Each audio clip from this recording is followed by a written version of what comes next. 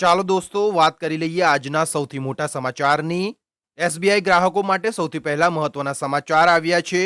જો તમારું ખાતું એસબીઆઈમાં છે તો આ ફેરફાર ખાસ ધ્યાનમાં રાખજો। 1 ઓક્ટોબરથી બીએસબીડી ખાતાના વ્યવહારોના નિયમોમાં ફેરફાર થશે। મહિનાના પ્રથમ 4 વ્યવહાર મફત રહેશે, ત્યારબાદ દરેક વ્યવહાર પર 15 રૂપિયા અને જીએસટી ચાર્જ લાગશે। ને દોસ્તો ડિજિટલ વ્યવહાર પણ આ જ મર્યાદામાં ગણાશે। હવે વાત કરીએ સાયબર ઠગાઈના એવા કેસની જે દરેક મોબાઈલ યુઝરે જાણવો જોઈએ। 4G સિમને 5G માં અપગ્રેડ કરવાના નામે ભાઈન્દર વેસ્ટમાં રહેતા એક ગુજરાતી કોન્ટ્રાક્ટર સાથે છેતરપિંડી થઈ। સાયબર ઠગોએ સિમ બંધ કરાવી ફોનનો એક્સેસ મેળવ્યો અને બેંક ખાતામાંથી લગભગ 6 લાખ રૂપિયા ટ્રાન્સફર કરી લીધા। દોસ્તો પોલીસે ફરિયાદ નોંધી તપાસ શરૂ કરી છે। સામાન્ય પરિવારના બજેટને અસર કરે તેવા સમાચાર હવે સામે આવ્યા છે।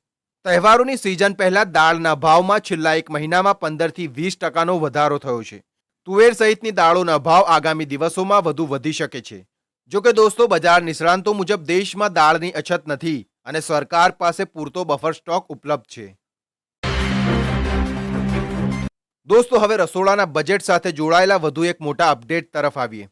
ઓગસ્ટ અને સપ્ટેમ્બરમાં ડુંગળીના ભાવ વધવાનું મુખ્ય કારણ તહેવારોની સિઝનમાં માંગમાં થતો વધારો હોવાનું સરકારે જણાવ્યું છે। સપ્લાયમાં વધઘટ થતા ભાવ ઊંચા જાય છે। ભાવ નિયંત્રણ માટે સરકાર બફર સ્ટોકમાંથી ડુંગળી કાઢીને મોટા શહેરોના બજારોમાં વેચાણ માટે મોકલે છે।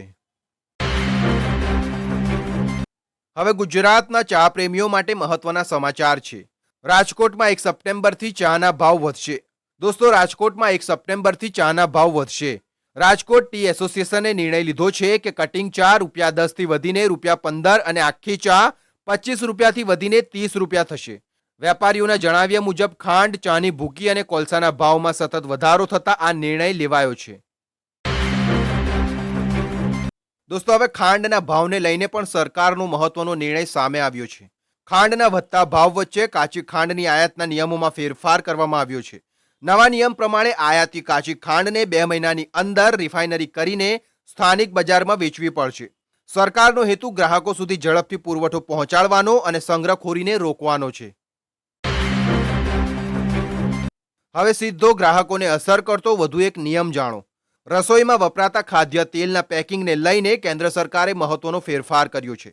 મુખ્ય અને મિશ્ર ખાદ્ય તેલ માટે પ્રમાણભૂત પેકિંગ સાઇઝ નક્કી કરવામાં આવી છે। આથી દોસ્તો ગ્રાહકોને અલગ અલગ બ્રાન્ડના તેલની કિંમત અને જથ્થાની સરખામણી કરવામાં સરળતા રહેશે। હવે ઓનલાઈન વેપારીઓ માટે પણ મોટો બદલાવ સામે આવ્યો છે।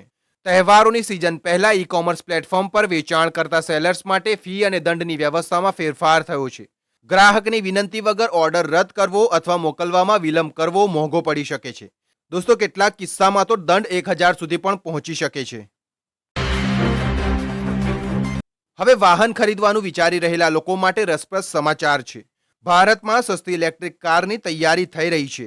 વધતી માંગ, સ્થાનિક ઉત્પાદન, સુધરતી બેટરી ટેકનોલોજી અને મોટા પાયે ઉત્પાદનને કારણે ઇલેક્ટ્રિક કારની કિંમત ઘટાડવાની દિશામાં કંપનીઓ આગળ વધી રહી છે। મારુતિ, હ્યુન્ડાઈ અને કિયા સહિતની કંપનીઓ નવા મોડલ લાવવાની તૈયારીઓમાં છે। હવે વાત કરીએ અમેરિકામાં રહેતા ભારતીયો સાથે જોડાયેલા ચિંતાજનક સમાચારની। હૈદરાબાદના સાઈ પ્રદીપ નામના યુવકનું અમેરિકાના ટેક્સાસમાં દુઃખદ અવસાન થયું છે।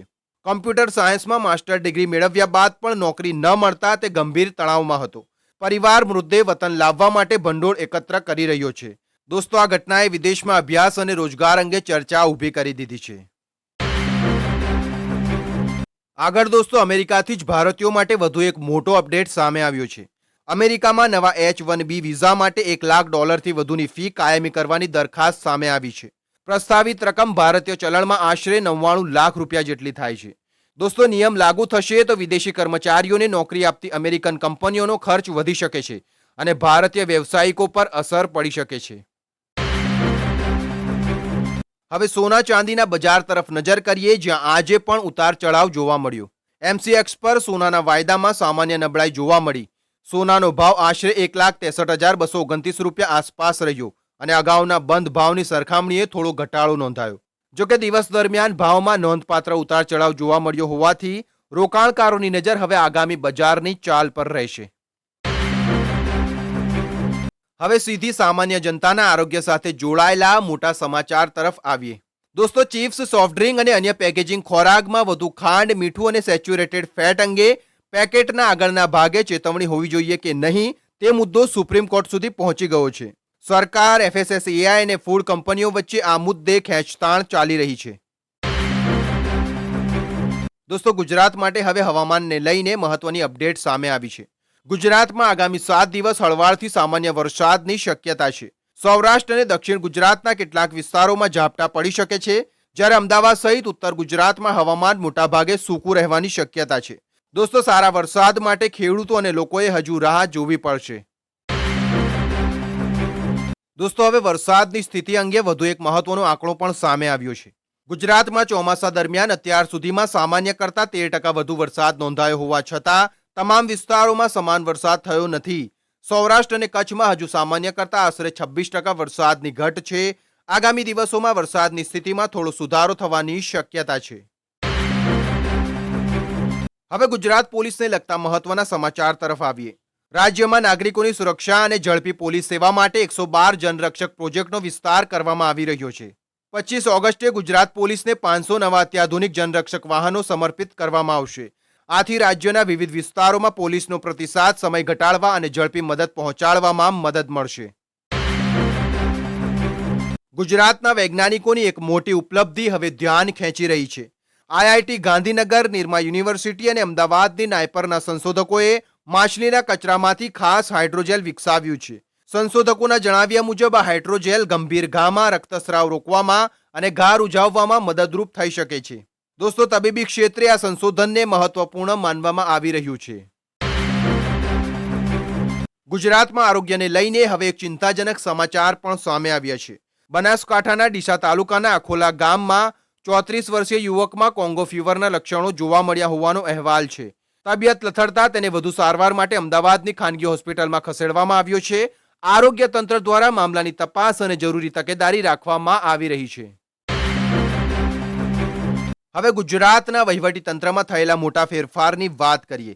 ગુજરાત સરકારે રાજ્યની વિવિધ નગરપાલિકાઓ અને કચેરીઓમાં ફરજ બજાવતા 25 ચીફ ઓફિસરની તાત્કાલિક અસરથી બદલી કરી છે. શહેરી વિકાસ અને શહેરી ગૃહ નિર્માણ વિભાગ દ્વારા આ બદલીઓ કરવામાં આવી છે. આ નિર્ણય બાદ વહીવટી તંત્રમાં પણ ચર્ચા શરૂ થઈ છે. દોસ્તો હવે અંતમાં ગુજરાત યુનિવર્સિટી સાથે જોડાયેલા મહત્વના સમાચાર તરફ આવીએ.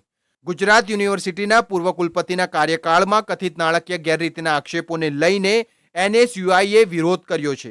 સંગઠનના કાર્યકરોએ ઇન્ચાર્જ કુલપતિની ઓફિસમાં વિરોધ પ્રદર્શન કરી નકલી નોટો વરસાવી હતી.